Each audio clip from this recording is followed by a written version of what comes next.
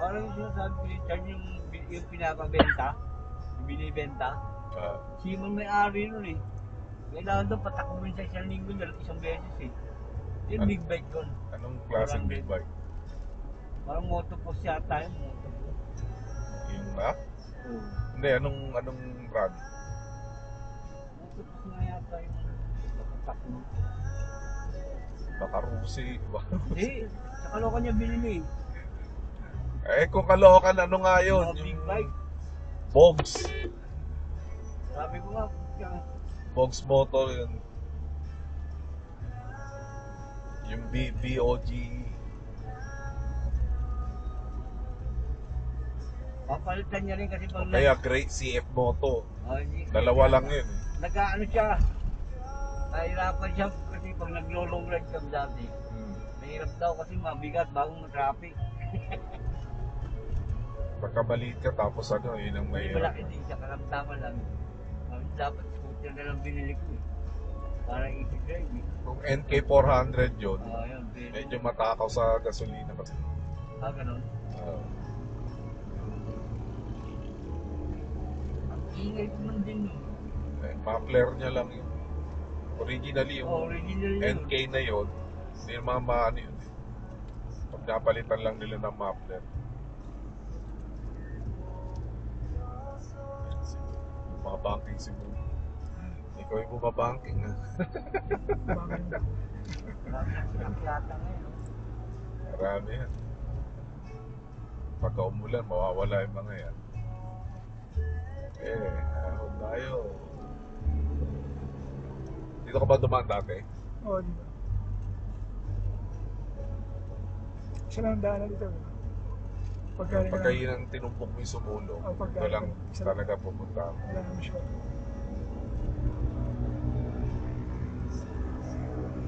Hindi ko pa nasubukan yung ADP ko rito eh. Yung NMAX, yung umakit ako mag-isa, NMAX yung nirenta ko. Kaya-kaya na NMAX. Kaya-kaya na NMAX eh, hindi walang problema yung ADP. Ano yung ADB ko kasi 160 yun eh. Mamaniin niya lang ito.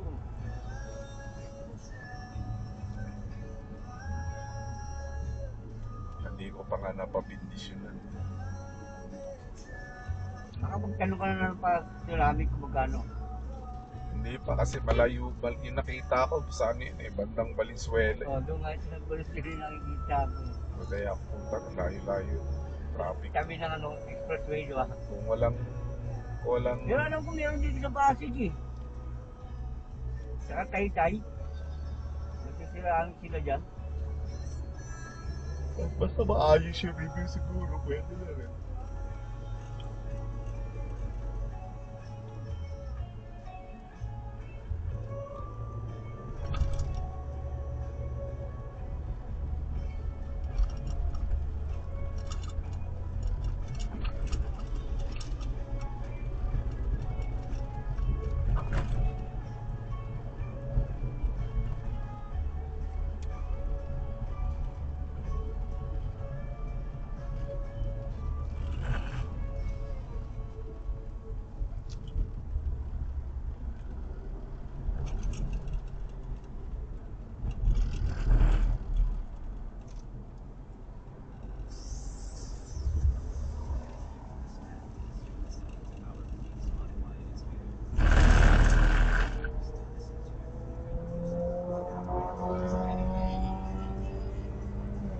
Nakaturbo si Taxon.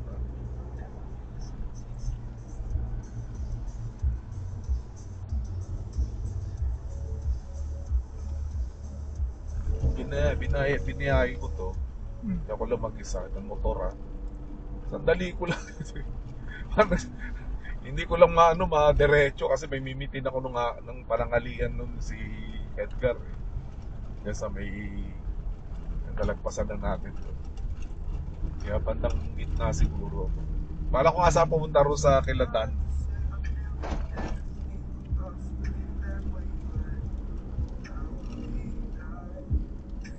Ito, unang arko. Hayabusa yan. Ngayon tanga 1.3 yan. 1.3 makina niya. Talaga matulin niya kung mahataw mo yan. Lakas ng gasolina yan. Para ka naka-P8 kasi. Ayan, ayaw po siya. Naman tayo eh. Pero pagka malayuan yan, huwag lang ma-traffic. Maganda yan. Kasi problema niya, ma-traffic ang bigat. Ito yung buso-buso na Shell. Ito. Ang may-ari niya, classmate ni Neneng. Kasi yung kapatid kong yung bunso namin, Dr. Ted. Yan, buso-buso kayo.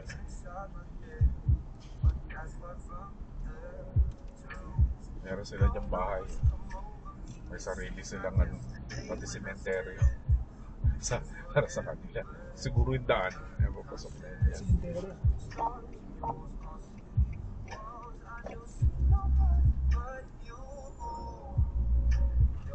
Iingatan mo yung mga bisikleta, mga ano rin. Kasi wala mga sira mga ulo.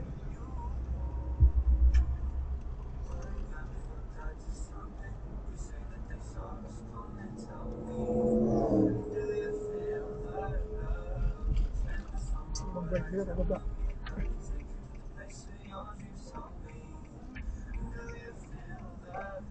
Iingat yung mga yan kasi mawala sila ng pre.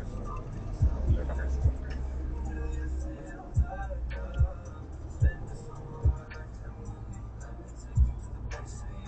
Yan kita, ibaba mo yung ano mo, ilagay mo sa drive ba din, di ba naka-drive ka, yung manual mo ngayon, mapipil mo rito para hindi ka nagpe-preno. Wala na yan. So yung mong parang segunda.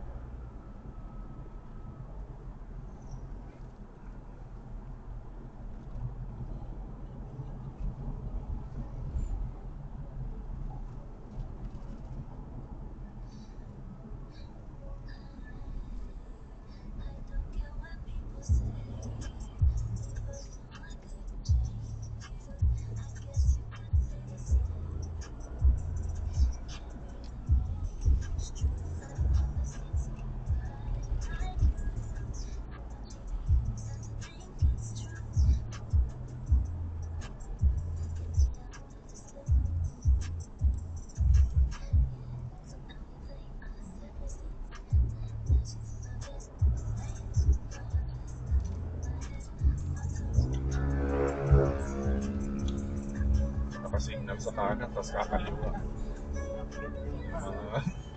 Mga kabote talaga. Oo, tanginan to. Kabote ka, pag sumapit ka dyan, tapos ka. Dahil sa ihagis kayo. Huwag ka lang magpapatraffic.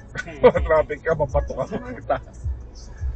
Sama yung pag-overtake niya, nag-minor na sa may harapan niya. Siyempre ang siya doon. Kasi pati yan, hindi ano yung pang ano eh, pang banking, mababa yung ano niyan eh. Pagka sumayad na mismo yung ano mo niyan, wala ka na, di mo na may aangat yan. Yung glory niya, no? Oo, flooring o kaya yung tawag nito yung stand. Ano, Sad-sad ka na noon. Swerte ka kung pag ganun lang yung sad-sad mo.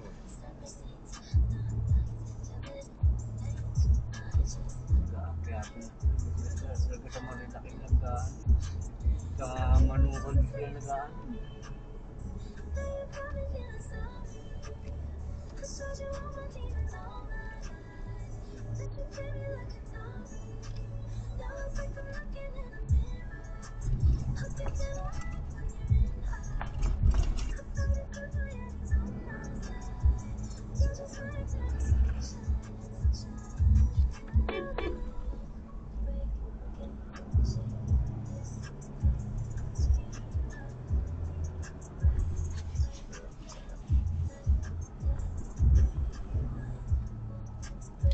Itong bata.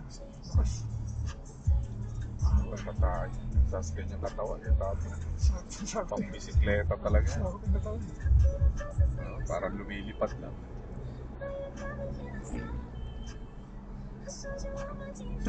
Mga ganyan yung kasabahay namin dati. Wala.